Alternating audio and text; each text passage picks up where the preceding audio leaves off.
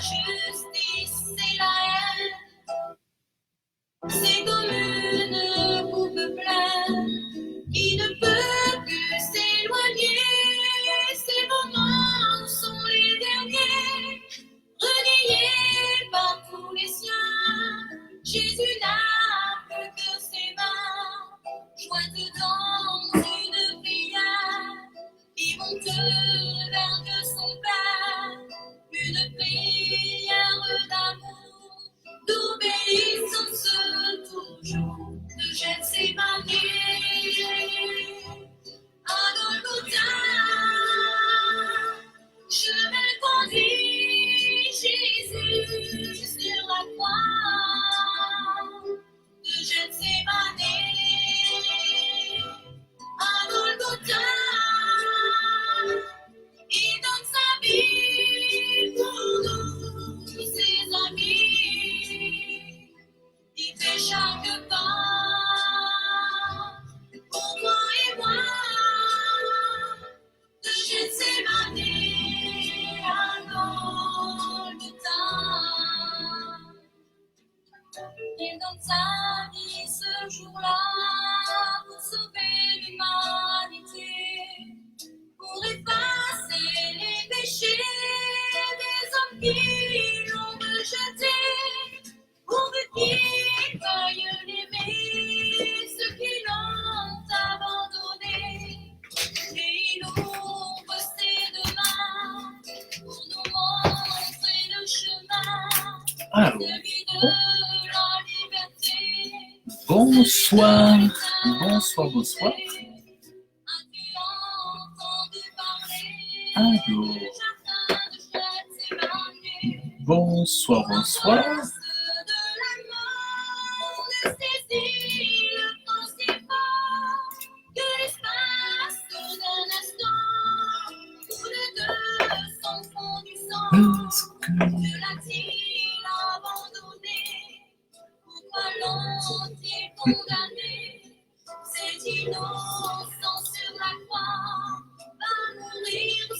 Alors, bon. Voilà, alors, l'enseignement de ce soir. Alors, l'enseignement de ce soir que je voudrais faire, c'est sur la réussite. Alors, la réussite, bon, alors c'est aussi la réussite spirituelle, mais c'est aussi la réussite, pas uniquement dans les choses spirituelles. Donc voilà, je voudrais partager ça avec vous.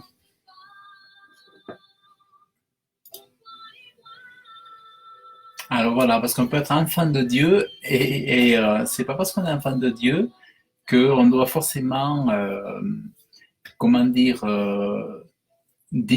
voilà, c'est normal que ça marche pas parce que voilà, je suis persécuté, ou parce que je suis enfant de Dieu, c'est normal, parce que vu que le diable m'attaque, vu que le diable me veut pas que je réussisse, alors c'est normal, je suis dans l'échec, c'est normal.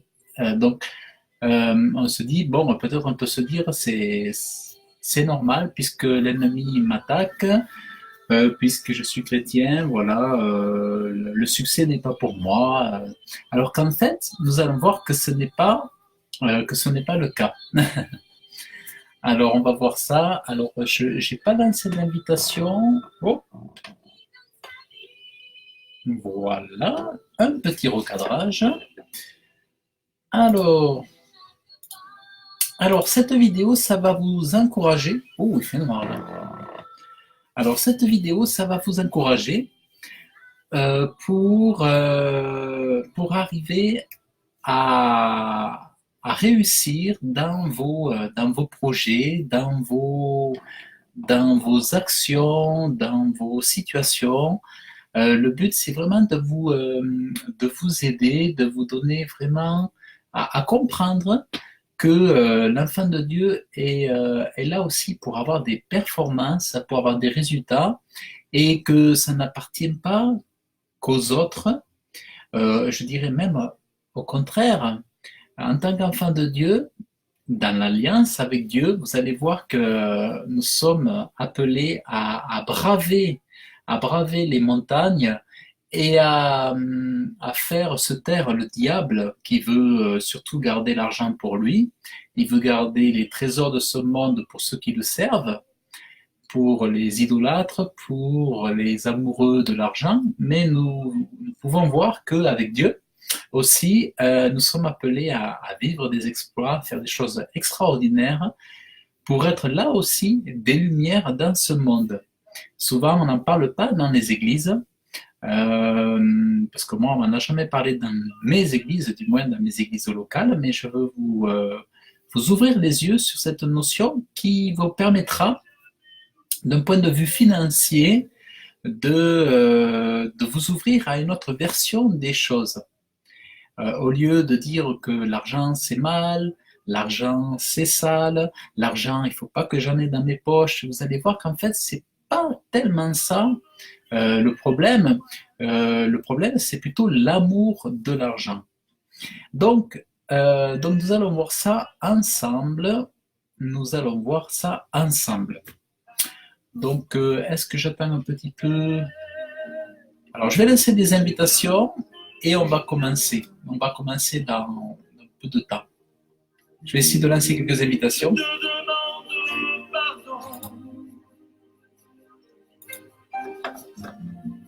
Ah bon. Non. Ah, Seigneur, mes souvenirs, je veux les oublier. Bon. Écoute ma prière et que jamais. Allez, bon, on va commencer. J'ai pas vraiment lancé, j'ai lancé quelques invitations, mais très peu, mais voilà, chacun pourra le voir en différé. Alors donc je vais prier que Dieu remplisse ma bouche. Père éternel, Dieu tout-puissant, Dieu vivant, je te prie de me remplir de ton esprit, de me remplir de ta science, de ta sagesse. Donne-moi la grâce, Père, d'enseigner, de faire du bien à tes enfants, mon Dieu Tout-Puissant. Accorde-moi ta grâce, donne-moi la sagesse, l'intelligence, donne-moi la bouche agile, adroite pour parler, pour te glorifier, Père éternel. Donne-moi la sagesse, donne-moi la prudence, l'intelligence, que je n'ajoute rien, que je ne retranche rien, Père. Donne-moi d'avoir des paroles qui bénissent, qui font du bien, qui encouragent, Père. Donne-moi toute la connaissance, tous les secrets, la profondeur de ta parole, que ce soit des paroles de grâce, Père, dans le nom de Jésus. Je te prie de me bénir, de purifier ma bouche. Je te demande pardon pour tout. Purifie-moi, esprit, âme et corps, pour que je sois un vase qui communique la bénédiction, Père, au nom de Jésus. Je te prie, je te remercie. Aie pitié de moi, Père. Je t'aime, mon Dieu, je t'aime. Donne-moi l'autorité, la virilité, la force et le courage, Père. Au nom de Jésus. Amen. Voilà. Bon, ça c'est indispensable. Indispensable. Alors, la prière indispensable. Il ne faut pas s'attendre à faire quelque chose sans Dieu. Ça, c'est pas la peine. C'est pas la peine de faire quelque chose sans Dieu. Ça va tomber par terre. Ça va tomber par terre et ça n'aura aucun effet sur les âmes, sur les esprits, sur les consciences. Si c'est pas un don de Dieu, une grâce de Dieu, tout ce qu'on pourra vous dire, ça va rentrer d'un côté et ressortir de l'autre. Donc, que Dieu ait pitié de nous, que Dieu nous pardonne tous nos péchés, que Dieu nous purifie et qu'il nous accorde la grâce que nous puissions entrer dans des connaissances que nous n'avions pas, de tenir des vérités et d'accéder à des niveaux supérieurs de conscience aussi pour justement réussir dans vos entreprises, réussir dans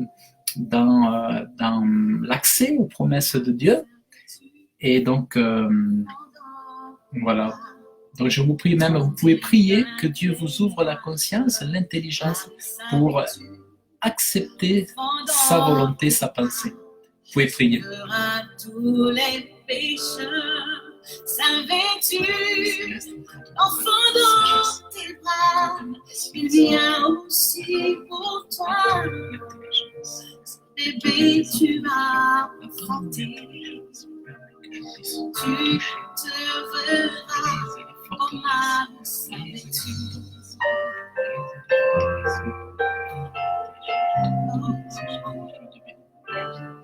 Marie, savais-tu, enfant dans tes bras, le Seigneur a les sages. Marie, savais-tu, enfant dans tes bras, il y aura les orages. Savais-tu, enfant dans tes bras, est connu dans les cieux. Voilà, donc, eh bien, écoutez, chers frères et sœurs, on va commencer. Allez, un sujet vraiment très, très intéressant que je vous partage. Alors, c'est un sujet que moi-même j'ai étudié pour mes besoins, pour m'encourager. Et c'est une étude originale puisque je ne l'ai pas trouvée quelque part. Hein, c'est Dieu qui remplit ma bouche. Alors, on va voir ça ensemble. Alors, est-ce que la réussite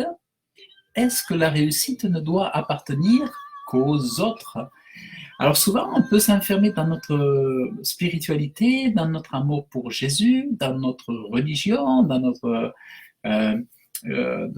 connexion à notre Dieu. Nous pouvons parfois nous dire que nous ne devons pas aimer le monde. Et de ce fait, si vous êtes comme moi ou si vous étiez comme moi, vous aviez même un dégoût pour l'argent, un dégoût pour la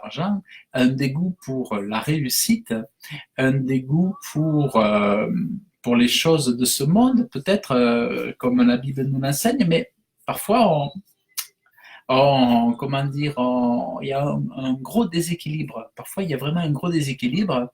Alors, en tant qu'enfant de Dieu, juste pour vous dire, si je vous parle de réussite, c'est parce que moi, je savais qu'avec Dieu, je pouvais faire des exploits.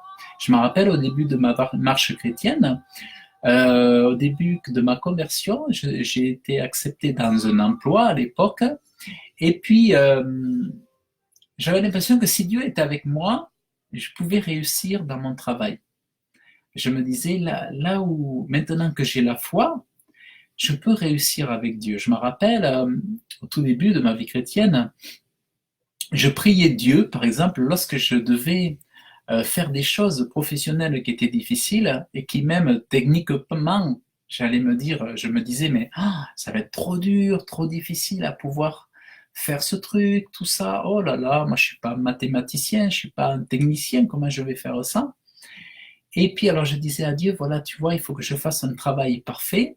Il faut que je fasse un travail parfait pour ce client qui est dans l'architecture, un client très très exigeant. J'ai pas droit à l'erreur. Il faut que je sois à 100% de réussite. Donc, permet que quand je vais faire tel travail, je puisse le réussir et te glorifier, que même je puisse me dire, ah ben voilà, je l'ai réussi parce que tu es avec moi. Et avant de connaître Dieu, donc je savais faire mon travail, je savais travailler, j'étais pas paresseux, j'étais vaillant, tout ça, mais j'étais seul, j'étais pas avec Dieu, je faisais les choses seul, avec ma seule force, mes seuls efforts, et bien sûr Dieu me gardait sans que j'en ai conscience, mais j'étais seul à m'appuyer sur moi, disons. Et quand je me suis donné à Dieu, j'ai dit, mais ça va être différent, parce que maintenant, tout ne tiendra pas qu'à moi, tout tiendra aussi à ce que Dieu est là chaque jour avec moi, et chaque journée passée dans l'entreprise, ça sera une journée différente de lorsque j'étais seul, puisque là, c'est Dieu qui va me guider dans le travail, c'est Dieu qui va me permettre d'avoir des résultats extraordinaires. Alors, en fait, donc avant de connaître Dieu, il m'arrivait de faire des bêtises, des erreurs, d'avoir des oublis, de faire des impairs, comme on dit. Faire des impairs, ça veut dire avoir des manques, avoir des pertes, disons. Il y a des choses qui échappaient, voilà. Et donc quelques maladresses ou quelques, comment dire, comme on dit des fois, tête en l'air, des trucs qu'on oublie, des choses comme ça. Bon. Et donc, j'avais pas toujours les bons résultats, j'avais toujours un peu, avant de connaître Dieu, des fois des erreurs, quoi. Et bon, des fois, ça peut coûter pas très cher, mais des fois, ça peut coûter un peu cher à l'entreprise, donc je faisais de temps en temps des bêtises. Et par contre, quand j'ai connu Dieu, à partir du moment où je me suis confié en Dieu dans mon travail, j'avais quasiment un travail qui était parfait. Alors ça, c'est un témoignage, c'est vrai que c'est un témoignage. C'est-à-dire, depuis que j'ai donné ma vie à Jésus, dans mon travail, par exemple, dans mon dernier travail de 7 ans où j'étais en entreprise, c'était quasiment parfait tout le temps, c'est-à-dire, il n'y avait pas de bêtises. C'est-à-dire, il n'y avait jamais rien à refaire, et parce que je remettais tout à Dieu, et du coup, j'avais une clarté d'esprit qui fait que je ne faisais pas d'erreur. Je faisais mes travaux, et c'était la réussite. Vous voyez, je réussissais, j'arrivais à faire les choses rapidement, efficacement, à bien gérer tout le timing et tout. Et donc en plus derrière, je m'organisais, j'avais des idées qui me venaient pour accélérer, pour avoir des automatismes, tout ça. Donc j'arrête la musique, ça ira mieux. Donc j'avais des automatismes, tout ça, je me créais des automatismes et tout ça. Et en fait, avec je sentais bien que la sagesse m'était donnée, infusée, la sagesse, la réflexion m'était donnée, l'intelligence, la clarté m'était donnée. Et plus je recevais ça, plus j'optimisais mon poste de travail. J'optimisais, je suroptimisais, et du coup, je pouvais avoir des cadences très rapides, alors que d'autres, à ma place, sur un même poste, auraient été beaucoup plus lents, beaucoup moins productifs. Je vais vous raconter, le poste où j'étais pendant les 7 dernières années, pour faire mon travail, il fallait souvent une personne et demie. Et souvent, ils s'arrachaient les cheveux parce qu'ils n'arrivaient pas à être dans les temps pour la production, pour imprimer les travaux, pour les livrer. Ils étaient pas dans les temps et ça s'arrachait les cheveux, ça criait, ça s'énervait et tout ça. Et quand Dieu m'a placé dans ce travail, eh bien, non seulement j'y arrivais, mais j'y arrivais seul, souvent seul. Et en plus, j'étais en avance pour produire.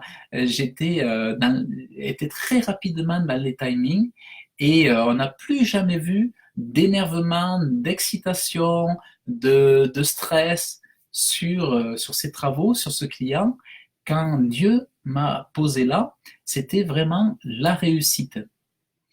Alors, là, j'étais dans un contexte de salarié et à l'époque, je n'avais pas la notion de réussite, par exemple, entrepreneuriale, où j'avais pas la notion de réussite d'une façon beaucoup plus aussi forte qu'aujourd'hui.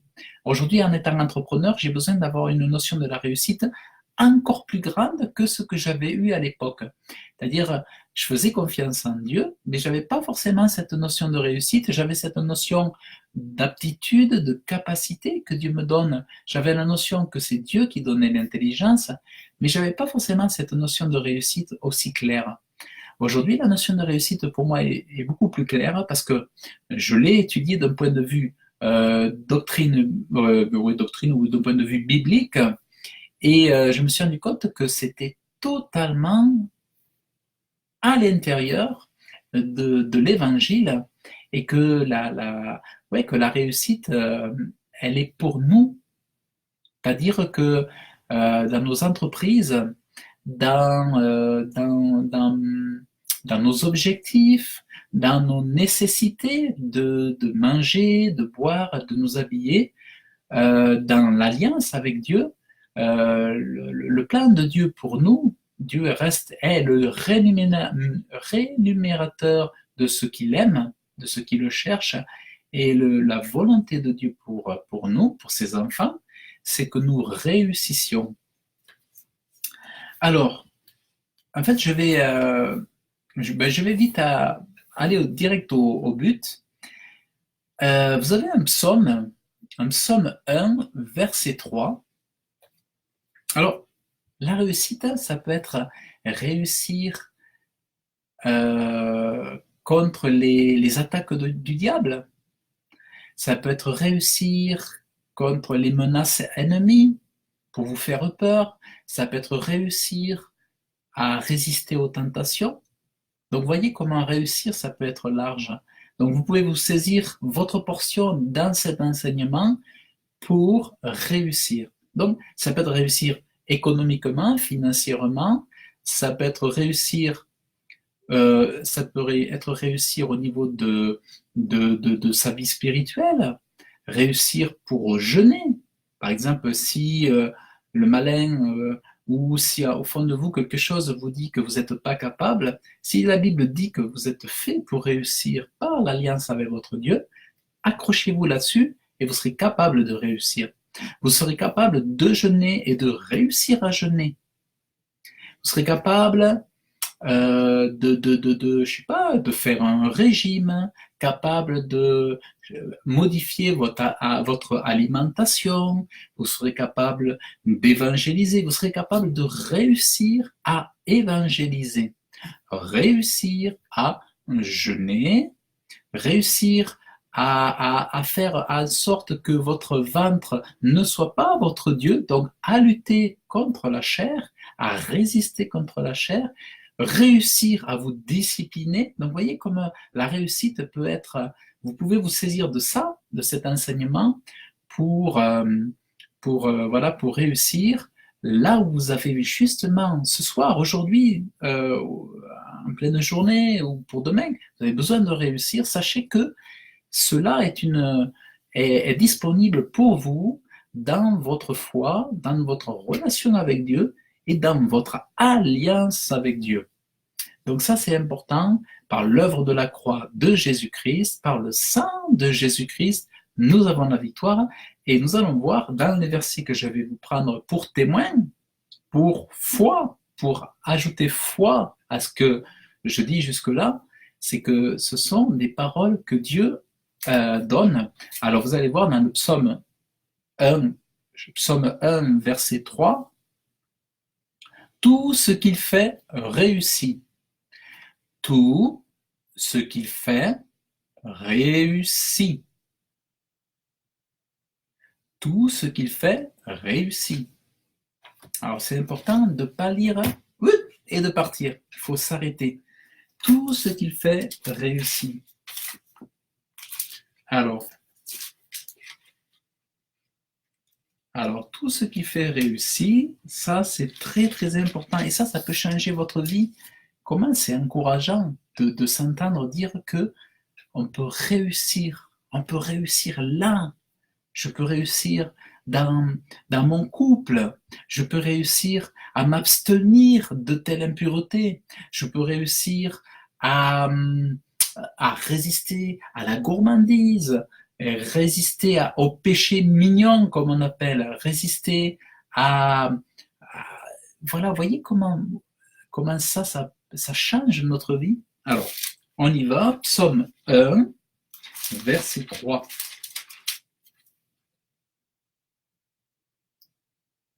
Alors, il est comme un arbre planté près d'un cours d'eau qui donne son fruit en son temps. Et dont le feuillage ne se flétrit point, tout ce qu'il fait réussit. Ah, est-ce que vous saisissez ça? Et ça, c'est toi. Ça, c'est nous. Tout ce que tu fais réussit. Alors, proclame la parole. Je proclame, je déclare que tout ce que tu fais réussit. Tout ce que tu fais réussit. Toute résistance à l'ennemi réussit. Toute discipline réussit. Toute discipline est pour ton bonheur. Et sache que l'ennemi sait bien que lorsque tu cesses de lutter, tu fais son bonheur à lui. Mais toi, ta réussite, c'est justement quand tu as ta victoire aujourd'hui face à ce qui te bouleverse, face à ce qui te fait de la peine. mais tu peux réussir face à ton challenge, face à ton problème, face à ta montagne. Tu peux réussir. Le juste, dans tout ce qu'il entreprend, réussit. Tout ce qu'il fait réussit. Donc ça veut dire que tu peux réussir si tu te dis devant Dieu, je veux créer quelque chose, je veux être un créateur, je veux être un acteur économique pour ma nation, je veux être un créateur d'emplois, je veux apporter de la valeur aux autres. Là où les autres n'ont pas Dieu, moi je peux réussir. Qu'il y ait la crise, qu'il y ait quoi qu'il y ait, on s'en fiche. On s'en fiche. On a un Dieu surnaturel qui n'est pas soumis aux lois de crise, de dette. Dieu n'est pas soumis aux dettes. Dieu n'est pas contraint aux lois de l'économie naturelle des hommes. Dieu n'est pas affaibli par ces choses. Mais au contraire, c'est là que nous allons faire la différence. C'est là que nous pouvons faire de la différence. Et c'est comme ça que nous, on pourra ensuite être des partenaires pour les missionnaires, pour les évangélistes, pour acheter des Bibles, pour semer dans les églises, pour les missions, envoyer des Bibles au Congo, envoyer des Bibles au Bénin, envoyer des Bibles en Côte d'Ivoire pour évangéliser les villages. Donc, la réussite est à l'avantage du service dans le royaume de Dieu. Donc, ça fait partie des bénédictions pour être des promoteurs, des évangélistes, pour servir Dieu. La réussite n'est pas... c'est différent de l'ambition. Moi, je n'aime pas l'ambition. Je crois dans les promesses de Dieu, mais je n'aime pas l'ambition. Je crois que l'ambition n'a rien, c'est pas quelque chose qui m'intéresse. Ce qui m'intéresse, c'est de dire oui aux promesses de Dieu et de dire c'est possible, avec Dieu, je réussis dans la mesure où je m'investis pour son royaume, je m'engage à le servir et je m'engage à faire à faire grandir ce royaume. Donc, être un acteur agissant. Donc pas que des paroles, mais des paroles et des actes. Nous avons, à la fin de notre Bible, nous avons les actes. Pour ceux qui auraient voulu s'arrêter aux paroles, la Bible nous rappelle que les paroles sans les actes, ça ne marche pas. C'est pour ça qu'à la fin de la Bible, on a les actes des apôtres pour nous montrer que eh bien, passez aux actes. Si vous entendez des choses agréables, mais que vous passez votre temps à écouter des discours agréables qui vous font du bien, mais si vous ne passez pas à l'acte, vous ne pouvez pas porter de fruits et il y aura certainement un problème, une confusion quelque part et beaucoup seront surpris. Donc vraiment, les actes des apôtres, pour avoir la réussite, on ne peut pas rester les bras croisés. Donc c'est important d'entrer dans une dynamique de service, servir son prochain, aimer son prochain, apporter de la valeur à son prochain, contribuer à vivre à l'économie de notre pays, parce que vous êtes des acteurs, nous sommes des acteurs dans notre pays, nous sommes là pour contribuer, être un élément actif, mais qui apporte de la valeur, voilà, et c'est pas une honte de payer des impôts, rendez à César ce qui est à César, mieux vaut payer des impôts et créer de la richesse que le contraire. Donc, ensuite, vous avez un verset qui est extraordinaire, qui est éclatant de vérité par rapport à ce que je suis en train de vous dire. Alors, c'est le psaume 118. Psaume 118. Alors, c'est le psaume 118, verset 25.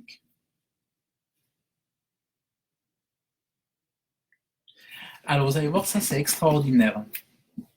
Alors, psaume 118, verset 25. C'est la Bible. Voilà, c'est bien la Bible que je lis. Ma Bible toute abîmée. Donc, psaume 118, verset 25. Éternel, accorde le salut. Et c'est là que vous allez voir que la réussite fait partie, si vous réfléchissez bien, ça fait partie du salut. L'échec continuel fait partie d'une malédiction quelque part, alors que la réussite fait partie du salut. Vous allez voir. L'Éternel accorde le salut, mais ça c'est une révélation. Il faut s'asseoir devant ce verset, il faut le méditer beaucoup, beaucoup, et vous allez voir que la réussite fait partie d'une bénédiction. Et si on croit, par manque de connaissances, que l'insuccès ou l'échec sont obligatoires pour l'enfant de Dieu parce qu'on est haï, tout, c'est une erreur. Parce qu'en fait, c'est surtout le malin qui nous fait croire que la réussite n'appartient qu'à ceux qui se sont courbés pour idolâtrer le démon, le diable. Le Satan nous fait croire que l'argent n'est que pour ceux qui lui font allégeance, pour les stars du show business. Non, aussi, nous qui sommes enfants de Dieu, Dieu veut aussi nous élever, que nous puissions être dans l'abondance pour être une bénédiction.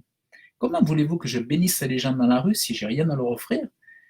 Plus moi j'en aurai, plus j'irai dehors et j'irai de plus en plus souvent. J'ai honte lorsque je ne peux pas aller en ville et bénir les pauvres dans la rue. Je préfère payer des impôts et avoir bien de l'argent sur moi et bénir le maximum de personnes. Dieu le sait. Dieu le sait. Donc vous voyez comment c'est pas incohérent. C'est-à-dire quand on a vraiment ce qu'il faut, eh bien on peut vraiment bénir. Donc la réussite est une bénédiction qui permet... Regardez quand vous êtes en bénédiction, vous pouvez acheter des Bibles, vous pouvez acheter des Bibles de qualité, vous pouvez acheter des bonnes Bibles de qualité aux hommes, aux femmes, vous pouvez envoyer des Bibles, vous pouvez envoyer des containers à l'étranger, mais si on était tous pauvres demain à cause de l'incompréhension ou de l'aveuglement dont le manipulateur se joue de nous sur nos incompréhensions, ou eh bien, une église sans finance, sans réussite, c'est une église sans résultat, et or l'argent c'est le nerf de la guerre dans tout royaume. Et plus on est dans l'abondance, et plus on peut évangéliser, prendre le bateau, prendre l'avion, partir, se déplacer, faire des allers-retours, aller voir un frère, exhorter, encourager. C'est les résultats liés à la bénédiction qui nous permettent de nous élargir et d'envahir le terrain ennemi. Et d'envahir le terrain ennemi et puis d'en faire des disciples, d'en faire un royaume, d'en faire des disciples, des enfants de Dieu et tout ça.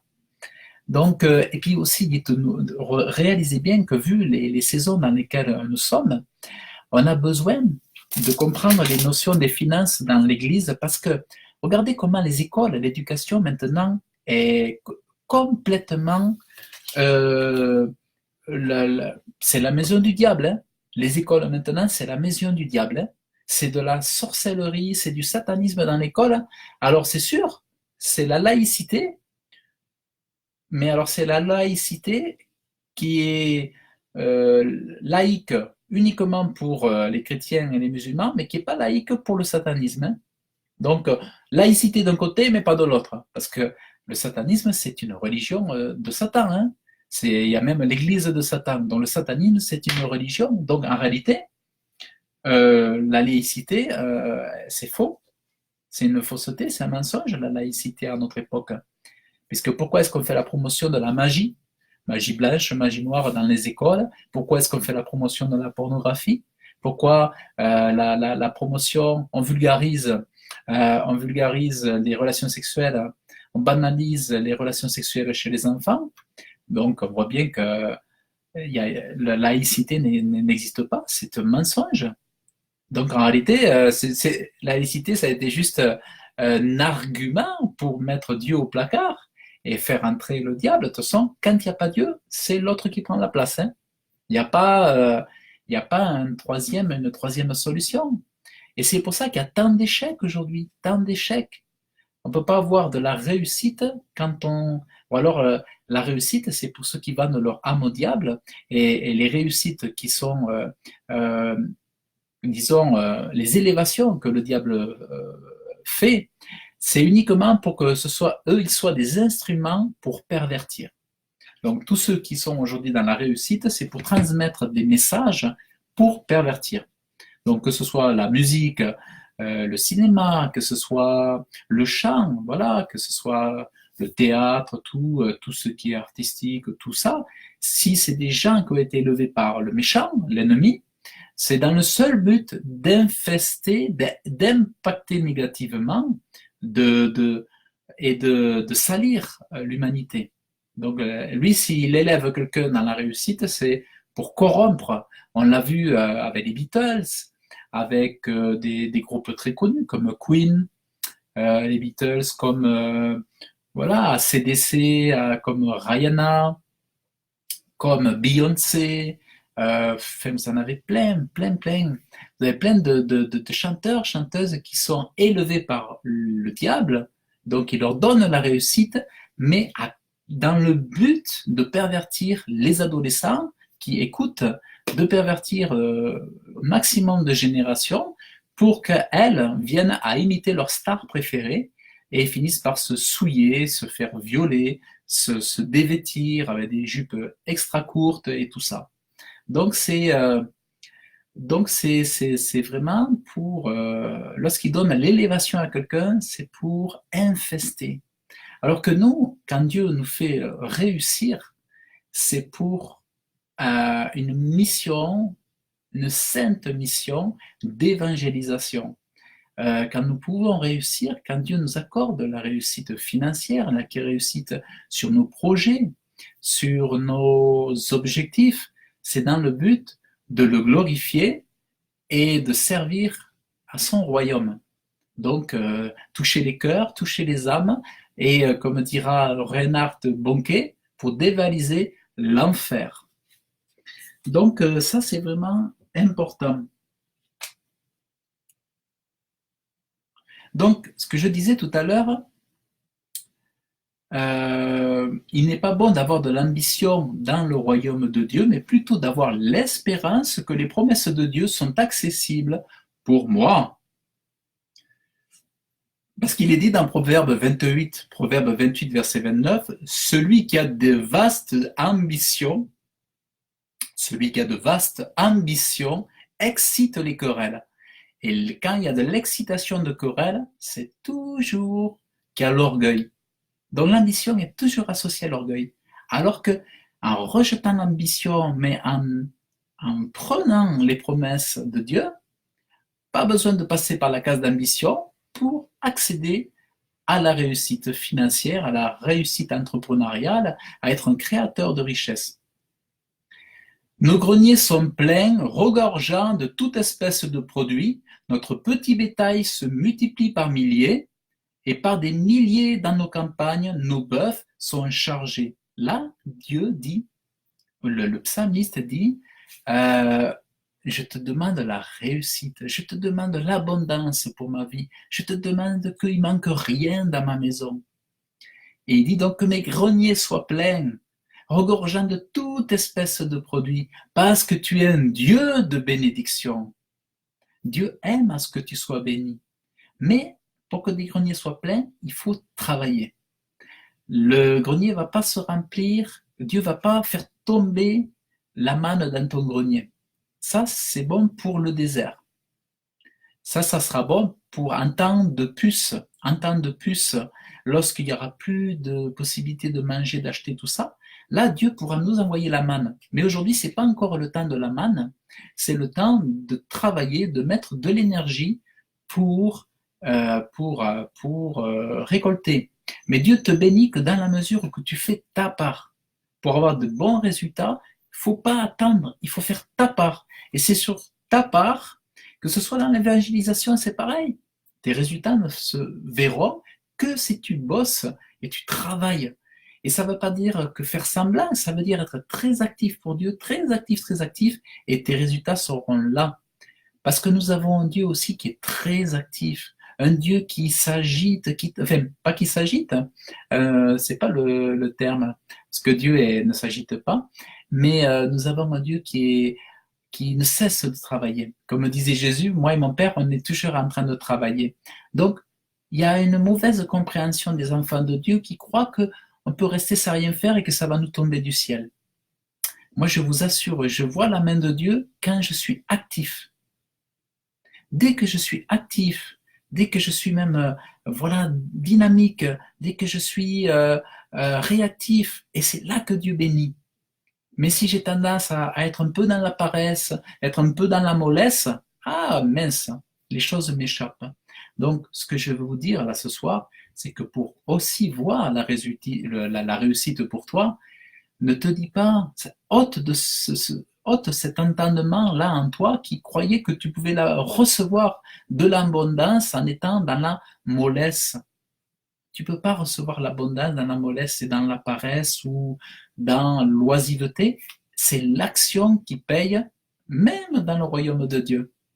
Il y a des lois, dans le monde, c'est travailler, tout ça, c'est vrai. Mais avec Dieu, tu vois, c'est pareil, mais c'est amplifié, c'est différent. Voilà, c'est différent. Donc ça veut dire que ton salaire peut venir de ton évangélisation. Si tu travailles que pour Dieu, si tu travailles qu'à l'évangélisation, eh bien Dieu peut te nourrir et te loger. Et de quoi as-tu donc besoin de plus? Il peut t'habiller, te loger. Tu travailles pour Dieu à l'évangélisation et les gens, les âmes, c'est elles qui vont te nourrir. Tu les auras amenées à Dieu et elles vont te nourrir. Donc, c'est comme ça que plus tu travailles pour Dieu, plus Dieu va t'ouvrir les portes. Et Dieu va te nourrir comme ça, parce que tu le sers. Et après, pour d'autres, ça va être au travers d'une entreprise. Pour d'autres, ça va être au travers d'une entreprise. Et là, tu vas être une bénédiction parce que à travers de cette entreprise, tu vas pouvoir après faire des investissements pour créer des écoles chrétiennes, par exemple. Vous voyez donc comme quoi les résultats sont importants parce que comment créerons-nous, admettons, des écoles chrétiennes sans finances, sans résultats concrets, conséquents? Donc nous avons vraiment besoin de croire dans la réussite chrétienne, la réussite dans le royaume de Dieu, dans notre alliance avec Dieu. Ça, c'est vraiment, je tiens vraiment à insister là-dessus parce que pour vous, c'est vraiment un point hyper, hyper important. Ça change tout. Donc, je vous propose vraiment de méditer sur ces versets. Donc, c'est en s'appuyant sur les promesses de Dieu et non pas sur l'ambition qu'on a accès à la réussite.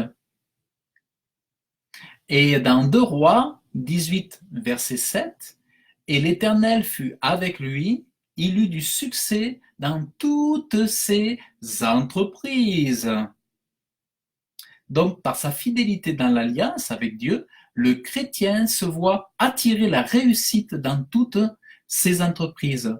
Ce qu'il entreprend est couronné de succès. Aussi, la réussite donne la liberté de disposer de nos propres ressources, de nos propres richesses.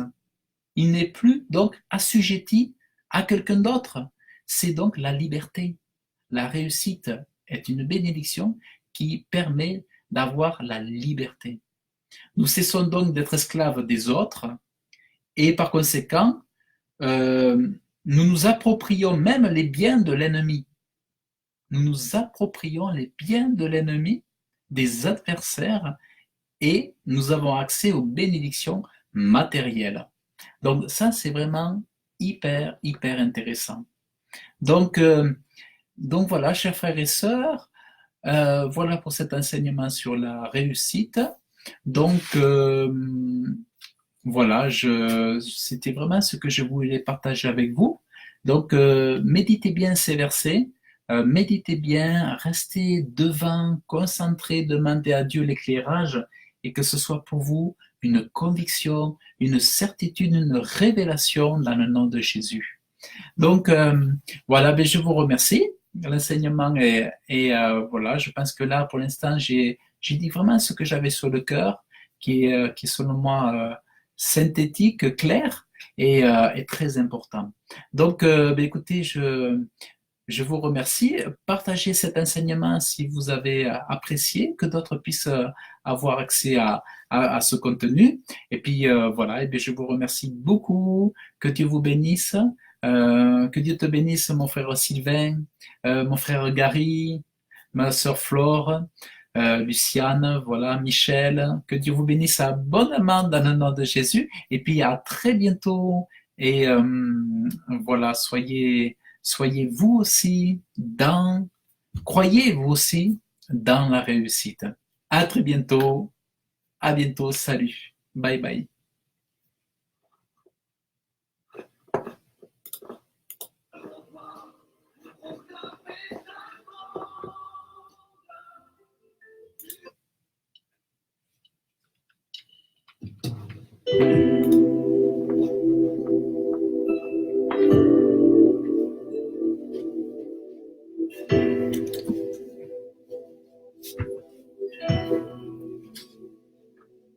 Quand tu crois avoir perdu tes repères et avoir quitté ce chemin, celui que Dieu t'a tracé, non, ce n'est pas vrai.